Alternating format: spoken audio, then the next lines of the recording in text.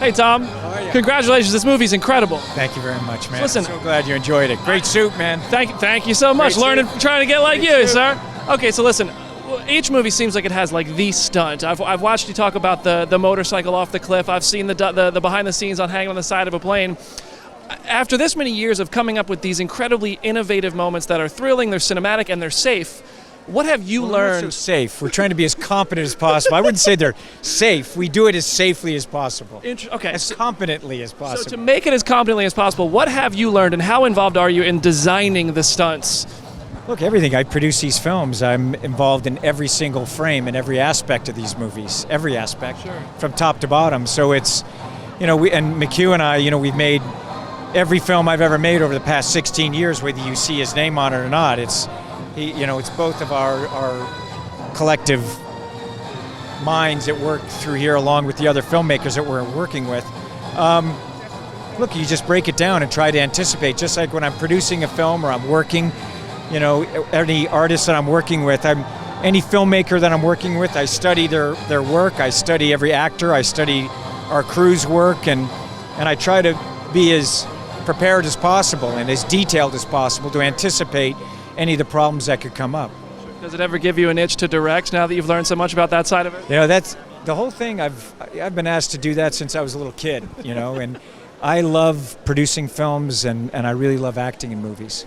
Well, thank you so much, sir. Great to talk to you. Thank you very much. Enjoy. We're here at the Mission Impossible. We're Rebecca Ferguson. The first time we ever did an interview, we were at CinemaCon, and you were a newcomer to the Mission Impossible franchise, and you were so delightful to talk to. I've been watching you down the carpet. You haven't lost an ounce of that. You should see me now. But I would love to hear about this journey. How does it compare to what you might have expected when you first started it? I mean, this is completely unexpected. You can't have expectations on a Mission Impossible franchise.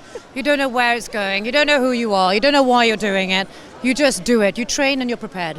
I love and it. You love it. So, and everybody keeps talking about how Tom trains so much and all that. So you've worked with him on multiple films now. What is something you've noticed that Tom does that is instantly identifiable as a Tom Cruise thing? What does he do that nobody else does? He chops his salad really, really small. And he did tell me that it is much more productive walking from meeting A to B. Oh, interesting. Back in the day, I'm not sure he's doing that anymore, but I remember going, why does it look like rabbit food, the food we're getting? And he goes, well, can't eat quicker. Eat quicker, buddy. Interesting. I'm going to get one question with Tom today, and that's what I have to ask him that. Do you actually chop your salad up so that it's more productive to go from meeting A to B? You have an incredible fight sequence. I won't give the context of it, but you use a sword in this sequence and a dagger, all this stuff. Can you walk me through kind of the training and the choreography, what that experience was like for you to shoot that sequence?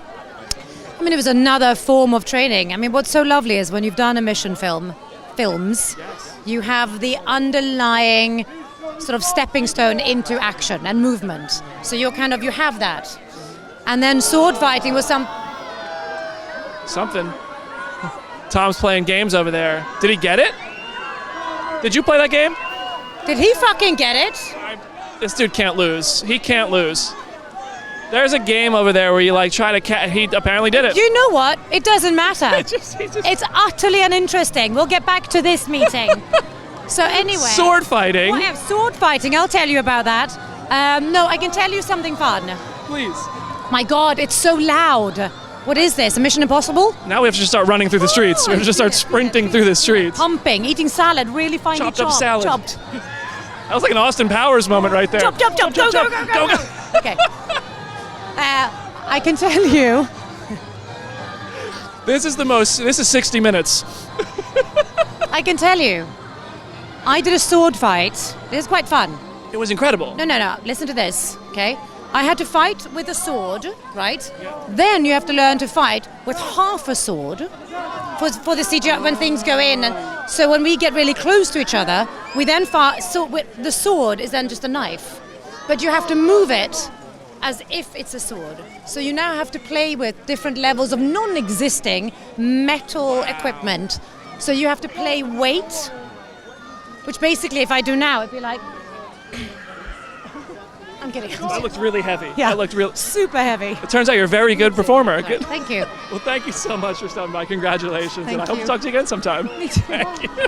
Simon, welcome to the Mission Impossible premiere. How you feeling so Thank you far? very much. I'm feeling hot, primarily, but also excited. It's hot out here in a suit, but we're doing it. We're making it work. Okay, you joined this franchise, Mission Impossible 3, 2006. Back then, how has the story and the experience panned out, looking at it now, compared to what you might have expected back then? Well, I mean, for me, I never expected to still be here 5 films later. I mean, when I joined, and it was JJ, and then we had Brad Bird with Ghost Protocol, and that's when Chris McQuarrie came along and started to work as a writer, and that's when Tom and McHugh's relationship really cemented. And ever since then, it's been about those two, and so the film's had kind of 2 lives in a way. And I've seen it go from being this eclectic mix of directors to this incredible, collaboration in Tom and McHugh. I think it's a testament to its longevity. So you talk about that collaboration. Now, you've worked with McHugh for many years now, and you've been playing Benji for 17 years now. Yeah. As you've felt more ownership over the character, and you have gotten to know the people you're working with, what are some things you might suggest during a scene, or say that Benji would or wouldn't do, that you might not have felt like you could say that 15 years ago? I would say, put Benji in the shit. No, I wouldn't. I would say, look, I trust McHugh implicitly, and Tom, and I love what they allow me to do, And I always feel, the thing about McHugh is I trust him to be faithful to the character. I could ask him to make Benji, do a stunt like Tom does, but Benji wouldn't do that, It wouldn't read right. So I'm happy to give myself over to their creative skills, So Tom gave us one of the best legacy sequels ever with Top Gun Maverick. Yeah. It feels like these movies from years ago are coming back. We're revisiting these properties.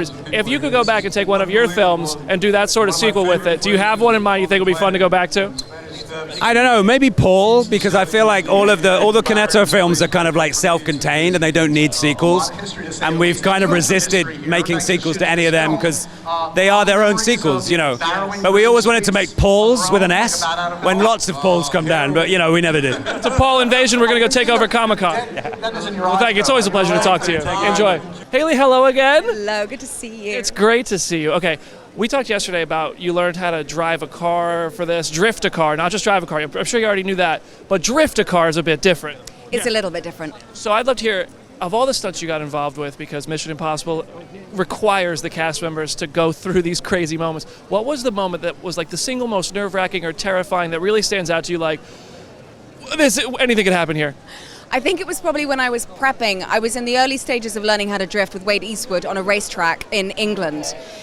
And I'd just gotten into the swing of it, literally, and I'd worked it out, but I had so much adrenaline in my body. And then he looks out the rear view window and he goes, "Oh, brilliant, Tom's here. He's just going to probably just like fly in and hang out with you. Don't worry, you're totally safe, but just enjoy it." And I remember going, "What?" And I looked up and a helicopter was above me, and Tom had arrived to find out how I was getting on, to come and say hello, and and Wade was like, "Oh, just play with him, show him drifting from the height of the helicopter." And I was like, okay. And it was a mixture. I think the thing with Tom is that it's so adrenalizing, and yet you feel invigorated by it because he wants the best for you. So you just learn how to kind of be fearless in the moment and let go, and it's exhilarating. So that was my first experience of that. And so you're no stranger to big titles, but when you come out here, I mean, what was kind of the moment that you realized, like, this is Mission Impossible? Is it today when you're here, people are going to see the movie? Is it something on set? What was the moment where you realized, like, wow, this is different, this is Mission Impossible? I think it's really very much about seeing the fans and the people that are showing up, obviously primarily for Tom, and their commitment and dedication to the movies that he makes for them. Like, he respects his fans so much, and he makes sure that everything is for them. I've seen him have all these ideas and put them on film, and then he'll be in the edit and he'll be like, I thought it worked at the time, but it's kind of boring me now. And like, let's just cut it. I don't think the audience want it. And he really wants to know what it is that excites them. And he's always wanting to deliver that and move outside of his comfort zone and confront the work and go, what is this communicating? What is the lens saying here? Always digging deep to make sure that he's delivering on his promise. That's unbelievable. I'm glad they kept every second with you, because you were my favorite part of this film. I cannot wait to see more of Grace, hopefully down the road. And congratulations. Thank you so much for talking to me. Pleasure. Have a great night. Cary, Mission Impossible, you're playing a character. I don't know how much you could say about him. I've seen the movie, but for the people who have not, can you give us a bit of an introduction to Dellinger? I can't tell you much about the character or the plot. I'd love to, Brandon, but we don't want to give any spoilers away for the fans. You know, they're here because they're excited to see it, and if we give too much away, then it's not fun for them. So all I can say is they're in for the ride of their lives. You've been a part of some awesome projects before this one, but I feel like when you work with Tom Cruise, there's kind of like a myth, a legend about this guy. When you get the opportunity, you get to see him work. What is something you notice that he's doing that you won't never seen before? Well, but the thing about Tom that's extraordinary about him, and this is our second picture together, is that he always cares deeply about everyone on the set. He just makes sure to raise the level of your work to the best you can do. He wants you to do your best, and he's so supportive. And he's also an amazing talent, as we all know, to watch. As an actor, as a stuntman, he's like off the charts, the biggest stuntman ever to be on film, right? Puts his life on the line constantly. And he's an amazing producer. So in that sense, I mean, he's carrying all these hats and the star of the movie, and he does it with such grace and with such ease. It blows me away. I said to him, I'm constantly learning from you, Tom. He's extraordinary. Can you talk at all about how the story is laid out? Because I know they say like they don't use scripts per se. So when you come on and you're playing a character and you're watching it, that Brandon, what are you talking about? How do they deliver the story to you? This is part one of a two-part story. I don't know what you're talking about, man. I have no idea. Fair enough. All right. Well, thank you so much for stopping by. It's great to talk to you. Pleasure, man. Shea, welcome to Mission Impossible World Premiere. Having fun yet? I'm having a blast, man. I can't believe all these people that came out. Have you seen how far that crowd goes? Yeah, I saw it, man. As far as the eye can see. It's incredible. You guys filmed all over the world on Mission Impossible Dead Reckoning Part 1. Did you have a favorite location? Anything that stands out to you? You want to go back? Please give a huge warm welcome. I'll just say I'm glad we're back in Rome. We love Rome. It's amazing. It's incredible to be back here right now. So you also got very hands-on with a lot of stunt work with Tom Cruise. Yeah. I'd love to hear, what is something you could say that Tom Cruise does differently than anybody else you've ever worked with? Oh, that he does different. I mean, I've worked with a lot of the great ones, and he's the biggest movie star right now going, So it's a pinch me moment to be able to share the screen with him. You know what I mean? It's not lost on me, man. Absolutely. And this is a part one. So I'd love to hear when you joined as Briggs, did they give you kind of a full roadmap of where it's going in part two? Have they kept some secrets from you? How much do you know about where this ends? I know nothing, man. I know nothing. Don't try to. Hey, I got one other question for you. This is your second part one of the year. Congratulations on Spider-Verse. Yeah. Thank you. I'd love to hear what it's been like to see the reactions, the success of that film, and if you've gotten to work yet on Beyond the Spider-Verse at all. Yeah, it doesn't surprise me with those guys, man. Lord and Miller, they're as smart as they come, Yeah. Awesome, man. Thank you. Tarzan, we're out here at the Mission Impossible premiere in Rome, which first of all, let that sink in. How does that feel? What's up? This is incredible, dude. We're in front of the Spanish Steps. We're back in the spot that we spent months filming with amazing people, amazing locations, amazing food. It's like it came full circle. It's amazing, dude. So this really started for you with Top Gun because you started developing a relationship with Macquarie and with Tom Cruise, and how did that help you get this part in Mission Impossible, if at all? Oh well, I didn't expect to get. No, honestly, I won't say I didn't expect it. I manifested this. I put this on my vision board. Now I'll send you the shot of my vision board. I put it on there that I wanted to work with him. But I got a call from McHugh saying hey, Tom and I loved what you did in Top Gun, and we want to bring you along on this journey with Mission Impossible. We thought about this character for you. We wrote it for you. We want you to join the franchise. We don't know what's going to happen, but would you be interested? And I was like, heck yes, of course. I'll talk about Mission Impossible in a second, but Top Gun, you think there's anything coming there? You think we might see you again? Is the gang going to get back together? You guys whispering to each other? Is there a group chat? Let's do another Top Gun. Well, right now, I'm trying to see if I'm going to make it in Mission Impossible Dead Reckoning Part 2. You asked me about Top Gun 3? Of course I am. I want it. Okay. Were you not entertained? I felt like that was the best. This is the best place to say that line. Were you not entertained? As somebody who went to the Coliseum earlier today, I agree that this is the perfect place to say that. You talked about running through these streets. You're running on top of a train in this movie. You're doing these crazy stunts. I don't know if it's anything you've ever experienced before. Can you talk about what was the single most challenging thing to learn and feel safe performing but also be in character in Mission Impossible: Dead Reckoning Part 1? It was probably riding in the car with Shea as he's drifting through the streets of Rome. Like, I had to stay in character, but I was scared the whole time. I was like, it's not like it's Tom Cruise driving me around, it's Shea Whigham. So I was like gripping a little bit extra tighter than I should have been as my character. But he did a great job. I'm still here today to interview with you. I'll tell you right now, the passenger seat would be scarier than the driver's seat. I agree. Exactly. Well, it's great to see you, man. Congratulations, and I hope to see you at Part 2. Me too. You guys got to go see the movie to find out. McHugh is right there. That's all I'm going to say. I'll put in the McHugh word. is right there. Great to see you, man. Have fun. Enjoy it. Congratulations. Chris, Mission Impossible: Dead Reckoning Part 1 it's incredible. Like, what you guys accomplished in this film, it's a thrilling, like, cinematic experience like nothing I've seen. And one of the things that keeps standing out is you guys keep going back to the motorcycle stunt. It seems like with each movie there's always the stunt. Yeah. And there's a bunch, but there's always the stunt in a Mission Impossible movie.